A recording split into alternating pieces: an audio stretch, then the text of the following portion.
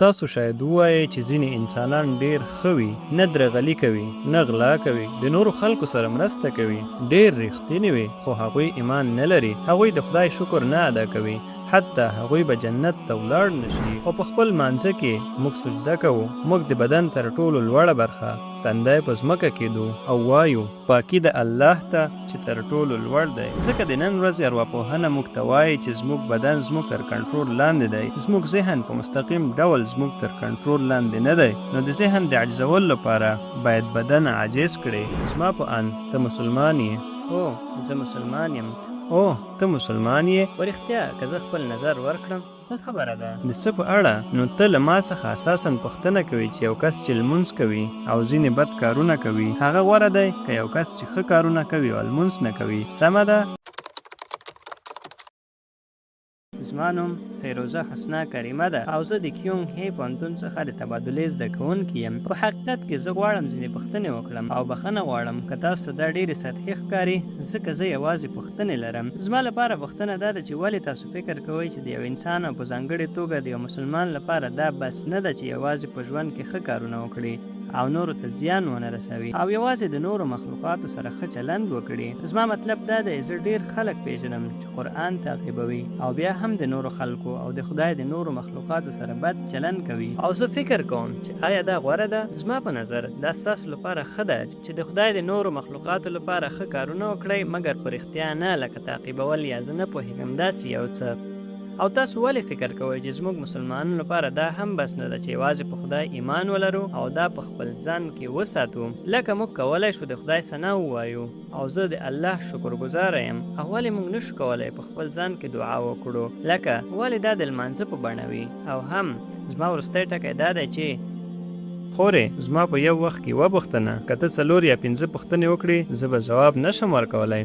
ښه خور د مخه 2 پوښتنې کړې دي. لومړی پوښتنه دا ده چې ولې ځینې مسلمانان بد کارونه کوي؟ ولې موږ یوازې ښه کارونه وکړو او بد کارونه ونه کړو؟ دا لومړی پوښتنه ده. او آیا دا اړینه ده چې کله موږ دعا کوو باید په یو ځانګړي ډول دعا وکړو؟ ولې موږ نشو کولی هغه ډول دعا وکړو چې موږ یې خوښوو؟ دا پوښتنه ده. تر هغه ځایه چې د لومړۍ پوښتنې پورې اړه لري چې ولې ډېر مسلمانان چې وایي دوی مسلمانان دي او بد کارونه کوي. خورې قرآن یو کار هم نه وایي چې بد دی. ته ماته په قرآن کې یو آیت وښایه چې د انسانیت خلاف وي. د اسلام هیڅ یو تعلیم نشته، قرآن یا صحیح حدیث کې هیڅ یو تعلیم نشته چې د انسانیت خلاف وي. ممکن ځینې مسلمانان وو چې قرآن نه تعقیبوي او ممکن غلط کارونه کوي. د مثال په توګه قرآن وایي درغلي مه کوئ، ممکن مسلمانان وي چې درغلي کوي. قرآن وایي خپل ګاونډیان مه ځوروئ، د خپلو ګاونډیانو سره مرسته وکړئ. هغوی ممکن خپل ګاونډیان ځوروي. نو دا خورې بد مثالونه دي. دا همغه ځواب دی چې ما مخکې ورکړ چې اسلام د پیروانو په کتلو سره مه ارزوئ. د مثال په توګه په یو ښوونځي کې یو ډېر مشهور ښوونځی ځینې زده کوونکي لومړۍ درجه ترلاسه کوي،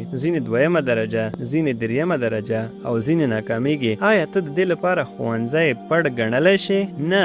ځینې زده کوونکي باید لومړۍ درجه فارغ شي، ځینې باید ناکام شي. نو دا برخه ده. نو هغه کسان چې ناکام شوي دي د کامیابۍ سند به ترلاسه نه کړي، خو د هغه ښوونځي زده کوونکي دي. سمه ده که غلط؟ همدا حال د هغه خلکو دی چې ځانونه مسلمانان بولي او دوی غلط کارونه او بد کارونه کوي. هغوی به د کامیابۍ سند ترلاسه نه کړي. دا د هغه ښوونځي بد زده کوونکي دي. خو آیا ته د دې لپاره ښوونځی پړ ګڼلی شي؟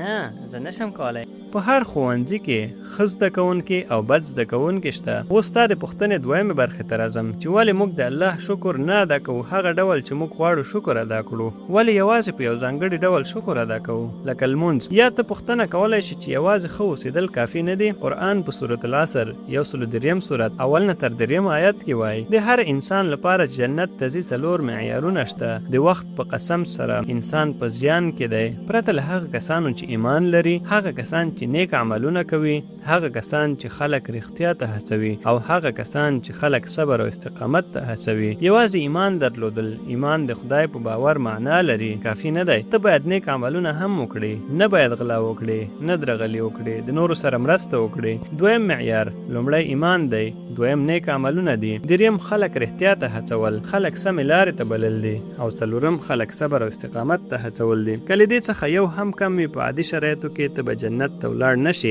د مثال په توګه ته وایي ځینې انسانان شته چې ډیر ښه دي، درغلي نه کوي، غلا نه کوي، د نورو خلکو سره مرسته کوي، ډیر رښتینی دي، خو هغوی ایمان نه لري، هغوی د خدای شکر نه ادا کوي، یا هغوی د غلط خدای شکر ادا کوي، حتی هغوی به جنت ته ولاړ نشي. ولې؟ ځکه لومړی د خپل خالق شکر ادا کول د انسانانو سره د مرستې څخه ډیر مهم دي. هغه کس چې ته پیدا کړی، هغه کس چې تا ته ژوند درکړ، هغه کس چې تا ته دا ټول نعمتونه یې درکړل، د هغه د شکر پر ځای او ته د هغه سپکاوی کوي، دا د انسانانو د سپکاوي څخه ډیره لویه ګناه ده. نو لومړی نمبر دا دی پوهېدل او درک کول چې خالق څوک دی او د هغه شکر ادا کول په هغه ډول چې باید شکر یې ادا شي. د مثال په توګه تا وویل ولې موږ باید مونځ وکړو په هغه ډول چې موږ یې کوو. اول زه پوښتنه کوم، خالق موږ پیدا کړي یو، هغه تر ټولو ښه دی چې تا ته ویلی شي چې څنګه باید هغه ته دعا وکړې. نن زه به ووایم چې زه غواړم دعا وکړم، ښایي په یوه پښه ولاړ یم. دا هغه ډول دی چې زه غواړم دعا وکړم. د مثال په توګه په یو ټولګي کې ښوونکی وایي چې ښه که ته زما درناوی کوې نو زما حکم ومنه. زده کوونکی وایي نه زه ستا درناوی کوم خو زه نه غواړم ستا اطاعت وکړم، زه غواړم درناوی دې وکړم په هغه ډول چې زه غواړم درناوی وکړم. څوک سم دی؟ ځکه ښوونکی وایي که ته زما اطاعت وکړې ته به زما درناوی کوې. نو خدای تعالی چې خالق دی هغه مشخص کړی ده چې ته څنګه باید دعا وکړې، او کله چې موږ دعا کوو موږ ګټه ترلاسه کوو، ځکه په خپل لمانځه کې موږ سجده کوو، موږ د بدن تر ټولو لوړه برخه تندی په ځمکه کېږدو او وایو پاکي د الله ته چې تر ټولو لوړ دی 3 ځله. ځکه د نن ورځې ارواپوهنه هغوی موږ ته وایي چې زموږ بدن زموږ تر کنټرول لاندې دی، زموږ ذهن په مستقیم ډول زموږ تر کنټرول لاندې نه دی. نو د ذهن د عاجزولو لپاره ته باید بدن عاجز کړې. ما د لمانځه په اړه یو وینا کړې، د نیکۍ په لور پروګرام تفصیل ورکوي ولې موږ لمونځ کوو په هغه ډول چې موږ یې کوو. زه له تاسو غوښتنه کوم چې هغه په یوټیوب کې وګورئ. ستاسو د ځواب لپاره مننه او زه خپله وروستۍ پوښتنه لرم. نو تر هغه ځایه چې زه پوهېږم اسلام موږ ته د دې په اړه ښوونه کوي چې څنګه په ژوند کې ښه کارونه وکړو او همدارنګه زموږ د آخرت لپاره. خو ستاسو د پخوانیو ځوابونو له مخې هغه څه چې زه حیرانه یم دا دی چې ولې دا غلط دی که زه د خلکو سره ښه کارونه کوم او هم زه په خدای ایمان لرم او هم زه د هغه حکمونه ترسره کوم لکه د نورو سره مرسته کول او هم لکه ځینې نور شیان چې په قرآن کې ذکر شوي دي. خو زه یوازې نه پوهېږم د هغه ډول په اړه چې موږ باید دعا وکړو. تاسو مخکې د دې یادونه وکړه او هم لکه د روژې او نور سنت شیان. زه یوازې په رښتیا په دې نه پوهېږم ځکه زه یو څه تاریخ پیژنم چې ولې موږ باید روژه ونیسو. خو هغه څه چې زه نه پوهېږم دا دی چې ولې موږ اړتیا لرو چې دا په خپل ژوند کې پلي کړو. کله چې موږ لا د مخه پوهېږو لکه موږ کولی شو دا په ژوند کې یو ځل وکړو یا په ژوند کې یو ځل خو په کال کې یو ځل نه یا داسې یو څه. زه یوازې نه پوهېږم. خورې لومړی نمبر ولې د نورو سره مرسته کول غلط دي؟ په هیڅ ځای کې قرآن نه وایي چې د نورو سره مرسته کول غلط دي. خورې د نورو سره مرسته کول ښه کار دی، خو که ته د نورو سره مرسته ونه کړې ته به غلط کار کوې. لومړی نمبر. دویم نمبر ټکی ولې موږ ځینې شیان کوو لکه سنت. سنت معنا ده د عمل او حکمونو دی د وروستي پیغمبر محمد صلی الله علیه وسلم. د مثال په توګه ولې موږ باید روژه ونیسو او ولې موږ باید په هغه ځانګړې میاشت کې روژه ونیسو. هغه دلیل چې موږ روژه نیسو دا دی چې دا د اسلام له ستنو څخه یوه ده او قرآن په سورة البقره 2 سورت 183 آیت کې وایي چې روژه ستاسو لپاره فرض شوې ده لکه څنګه چې فرض کړه شوې وه له تاسو څخه په مخکینیو امتونو تر څو تاسو ځان ساتنه وکړئ، تر څو تاسو تقوا زده کړئ، تر څو تاسو پرهیزګاري زده کړئ، تر څو تاسو د خدای شعور ترلاسه کړئ. ولې موږ په ګډه روژه نیسو؟ ځکه موږ په یووالي باور لرو. ټول د رمضان په میاشت کې روژه نیسي ځکه موږ په یووالي باور لرو. کله چې موږ دعا کوو هم موږ په ګډه دعا کوو. که ته په یووالي کې دعا وکړې نو ته ډیر برکتونه ترلاسه کوي په پرتله د یوازې دعا کولو. په ورته ډول کله چې موږ لمونځ کوو هم موږ لمونځ په ګډه کوو. که ته په جماعت لمونځ وکړې نو ته ډیر برکتونه ترلاسه کوي په پرتله د یوازې لمونځ کولو. په ورته ډول روژه معنا باید موږ د یوې میاشتې لپاره روژه ونیسو. نو یوه میاشت په بشپړه توګه فرض شوې ده رمضان د میاشتې په توګه. دا 9 یا 13 ورځې وي او موږ د سنتو تعلیمات تعقیبو د رسول صلی الله علیه وسلم ځکه هغه د خدای تعالی وروستی او آخري رسول دی. خو زه غواړم له تا پوښتنه وکړم خورې آیا ته باور لرې چې یو خدای شته؟ هو. آیا ته باور لرې چې الله یو دی؟ هو زه په خدای باور لرم. آیا ته باور لرې چې محمد صلی الله علیه وسلم د الله تعالی رسول دی؟ هو زه په دې هم باور لرم. نو د دې معنا دا ده چې ته مسلمان یې؟ هو زه پوهېږم. مننه. آیا ته غواړې چې تا په عربۍ کې ووایې؟ دا لږ تر لږه 2 شیان دي چې اړین دي د هر کس لپاره چې اسلام ته داخل شي. نو آیا ته غواړې چې دا په عربۍ کې ووایې؟ زما په اند ته مسلمان یې؟ هو زه مسلمان یم. ته مسلمان یې؟ هو زه مسلمان یم. په رښتیا زما والدین هم مسلمانان دي او زما ټوله کورنۍ هم مسلمانه ده. خو په دې وروستیو کې زه یوازې له ځانه پوښتنه کوم چې دا څه شی دی او دا د څه لپاره دي او داسې نور شیان. آیا اوس دا تایید شوي ده چې دا ټول تعلیمات سم دي؟ زه فکر کوم یو څه ښه خوري او زه الله تعالی ته دعا کوم چې تا ته نور هدایت هم وکړي. په رښتیا که زه خپل نظر ورکړم په یو شي باندې نو څه خبره ده؟ البته نو ته وایې چې دا د خلکو لپاره یو شی دی. 4 ځانګړتیاوې شته د هغو خلکو چې جنت ته ځي. سمه ده؟ سمه ده. لکه په خدای باور او هڅه کول. نیک عملونه. هو نیک عملونه. نیک عملونه خلک رښتیا ته رابولي او خلک صبر او استقامت ته رابولي. نو آیا دا ستاسو په نظر یو شی دی؟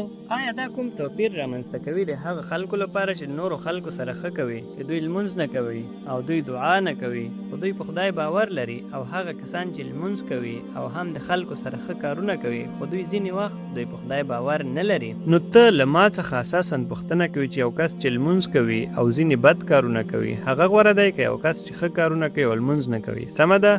هو. د ټولو عملونو په منځ کې لومړی عمل چې د خدای به له تا څخه پوښتنه کوي هغه ستا د لمانځه په اړه دی. لومړی پوښتنه چې خدای به د قیامت په ورځ له تا پوښتنه وکړي. لمونځ د اسلام 2مه ستنه ده او لمونځ نه کول د اسلام 4مه لویه ګناه ده. لومړی د هر بې ګناه انسان وژل، 3 جادو او 4 لمونځ نه کول دي.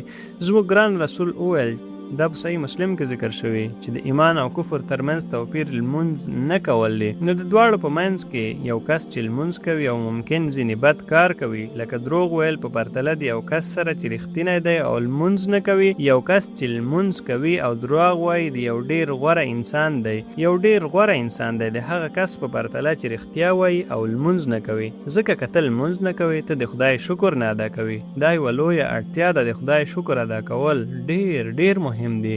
لمونځ نه کول 4مه لویه ګناه ده. دروغ ویل یوه کوچنۍ ګناه ده. نو د دواړو په منځ کې یو کس چې دروغ وایي او لمونځ نه کوي خو غوره دا ده چې لمونځ وکړي او دروغ مه وایه. قرآن په سورت عنکبوت 9 سورت 45 آیات کې وایي چې په حقیقت کې لمونځ به تا ته د شرمونکو او ظالمانه کارونو څخه مخنیوی درکړي. نو که ستا لمونځ سم وي انشاءالله ته به دروغ ونه وایي، ته به ښه کارونه وکړې او ته به یو غوره مسلمان شې. هیله ده پوښتنې ته مو ځواب ویل شوی وي. د اولادونو تربیت په هغه وخت کې موږ تاسو ته سختیږي چې کله موږ تاسو په غیر اسلامي ټولنه کې ژوند کوو. مور او پلار د ډیره خبر نه وي چې زموږ اولادونو ته په مکتب یا په ښوونځي کې یا په پوهنتون کې یا په انسټیټیوټ کې څه تدریسیږي. چې کله هم ستاسو اولادونه له دغسې محیط کې ژوند کوي نو تاسو راځئ قرآن کور انلاین اکاډمي ته. دلته به د قرآن کور انلاین اکاډمي درسي مواد، کریکولم، هر څه په دغه ویب سایټ کې تاسو اول مطالعه انشاءالله اولادونه به داسې درته روزو څنګه چې په مکتب یا ښوونځي کې هغوی سره کوشش کېږي همداسې به په دغه اسلامي اکاډمي کې موږ هم داسې کوشش ورسره کوو تر څو پورې دغه زموږ او ستاسو اولادونه داسې وروزو چې په آینده کې موږ تاسو د ملامتیا ګوته ځان ته ونه نیسو. همدا اوس په دغه نمبر موږ سره اړیکه کې شئ. انشاءالله ستاسو اولادونه به داسې تربیه کوو چې تاسو به خوشحاله